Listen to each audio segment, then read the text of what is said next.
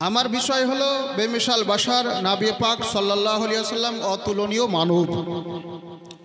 যে নবী সম্পর্কে আল্লাহ তাআলা কোরআন মাজিদে বলেছেন ওয়ারাফা'না লাকা যিকরাক, হে হাবিব আমি আপনার জন্য আপনার জিকির স্মরণকে উঁচু করে দিয়েছি।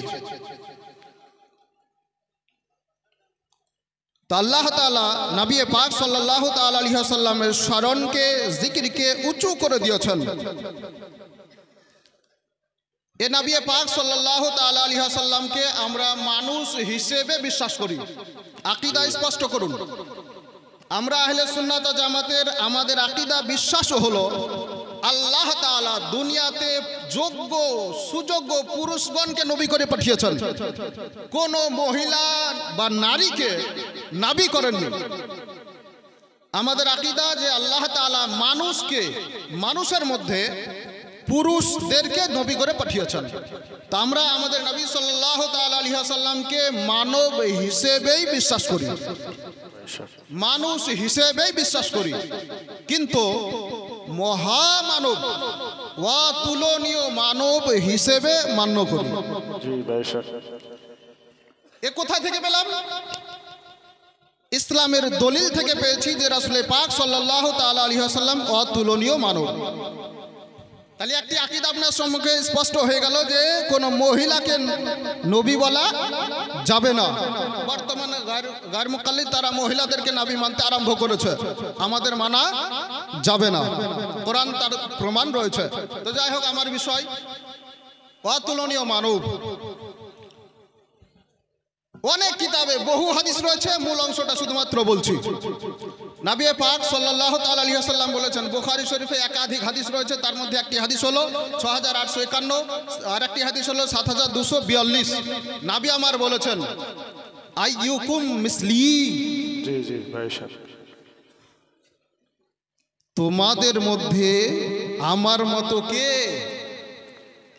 আমার মতো তোমাদের মধ্যে কে আছে? নবী পাকের জামানায় আবু বকর সিদ্দিক ছিলেন, উমরে ফারুক ছিলেন, সাহাবায়ে কেরাম ছিলেন, কেউ দাবি করেনি যে নবীর মতো আমরা। কোন সাহাবী দাবি করেননি।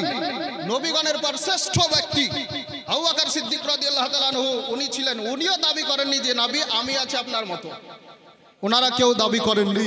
তো নবী আমার বুঝিয়ে দিলেন তোমাদের মধ্যে আমার মতো কে আছে। আজ পর্যন্ত কোনো মুসলিম এ দাবি করেনি যে আমি আছি।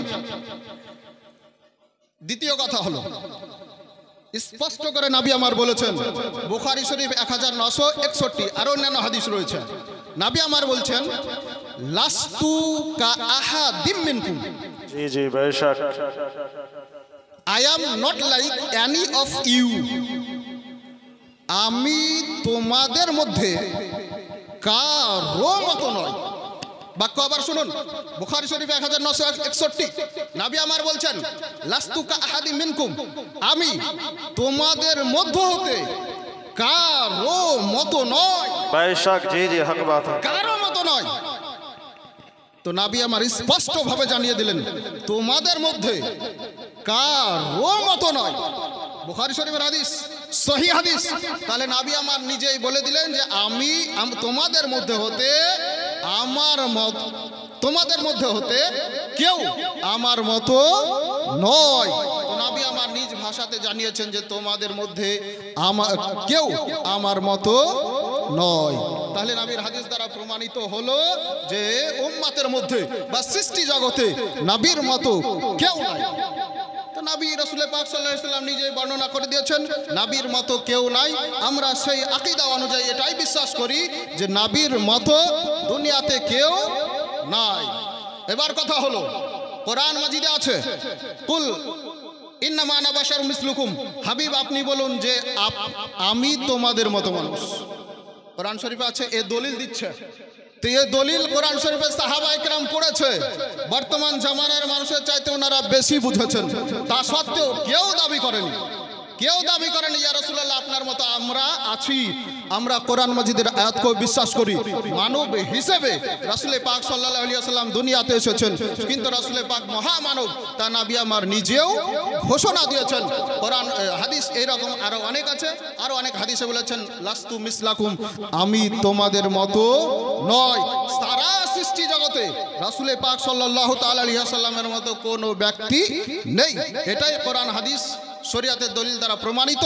কোরআন হাদিস স্টাডি করে গবেষণা করে আলা হযরত ঐতিহাসিক কবিতার মাধ্যমে জগৎবাসীকে বার্তা দিয়েছেন, লাবিয়াতে নাজিরুকা ফি নাজারিন মিসলে তু নাশুদ पैदा जाना जग राज को ताज तू रे सरसू है तुझको शाहे दो सारा जाना। আলা হযরত বলছেন সারা সৃষ্টি জগতে যত দৃষ্টি শক্তি আছে, মানে যার দৃষ্টি শক্তি আছে, যার দেখার ক্ষমতা আছে, কোন দৃষ্টি শক্তিতে নবী আপনার মতো কাউকে দেখেন, দেখবে কি করে? আপনার মতো কাউকে সৃষ্টি করাই হয়নি। জি বেশক এটা শরীয়তের দলিল দ্বারা প্রমাণিত। আর একটি কথা বলি, এ যারা বলছে নবীকে আমাদের মতো বা বড় ভাইয়ের মতো, এ কথা কে বলেছে? এর উৎপত্তি কোথা থেকে? কোরআনে দলিল রয়েছে। অতীতের নবীগণকে তার শত্রুরা অসম্মান করার কারণে, অবমাননা করার কারণে নবীগণকে বলেছে মা আনতা ইল্লা বাশারুম মিসলুনা। নবীগণকে বলেছে যে তো আপনি আমাদের মতো মানুষ। কোন অর্থে? অসম্মান করার অর্থে, নবুয়তের অস্বীকার করার অর্থে। এই কথাটা উঠেছে কাফেরদের নিকট থেকে। বেশক জি জি। আর যে কথা, যে বলি, যে প্রচলন কাফেরদের রয়েছে, মুসলমানদেরকে ওই কথা থেকে দূরে থাকতে হবে। একটি দলিল দিয়ে বক্তব্য শেষ করছি। কোরআন মাজিদে রয়েছে, রাসূল পাক সাল্লাল্লাহু আলাইহি ওয়াসাল্লামকে সাহাবায়ে কেরাম বলতেন, রাইনা, আমাদের হেফাজত করুন, আমাদের দিকে কৃপা দৃষ্টি করুন। সাহাবায়ে কেরাম রাইনা বলে নবীকে সম্বোধন করলেন। কিন্তু এটাই যখন কাফিররা অসম্মানের জন্য বলতে আরম্ভ করলো, অবমাননা করার জন্য বলতে আরম্ভ করলো, তা আল্লাহ তাআলা এটা বলতে নিষেধ করলেন। কোরআন শরীফে পরিষ্কার বলে দিয়েছেন, তোমরা রাইনা বলো না, বলো উনজুরনা। আর কাফেরদের জন্য শুনে রাখো যে ওদের জন্য আযাব রয়েছে। বলার উদ্দেশ্য হলো, রাইনা শব্দটা খুব ভালো শব্দ ছিল, খুব সুন্দর শব্দ ছিল, কিন্তু যখন নবীর অবমাননার অর্থে এই কথাটা ব্যবহার করতে আরম্ভ করলো, আল্লাহ তাআলা নিষেধ করে দিয়েছেন। তদ্রূপ রাসূল পাক সাল্লাল্লাহু আলাইহি ওয়াসাল্লাম মানব, মহামানব, যেহেতু অতীতে নবীগণকে এই কথা বলে অসম্মান, অবমাননা করেছে, সুতরাং ওই কথা আমাদের নবী, শেষ নবীর জন্য ব্যবহার করা 1% শোভনীয় হবে না। এই কথাটা ব্যবহার করা টোটালি নিষেধ।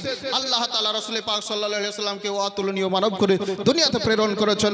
এখান থেকে বক্তব্য সমাপ্তি করছি। আসসালামু আলাইকুম ওয়া রাহমাতুল্লাহি ওয়া বারাকাতুহু। ওয়া আলাইকুম আসসালাম ওয়া রাহমাতুল্লাহি ওয়া বারাকাতুহু। মাশাআল্লাহ, জাযাকাল্লাহ।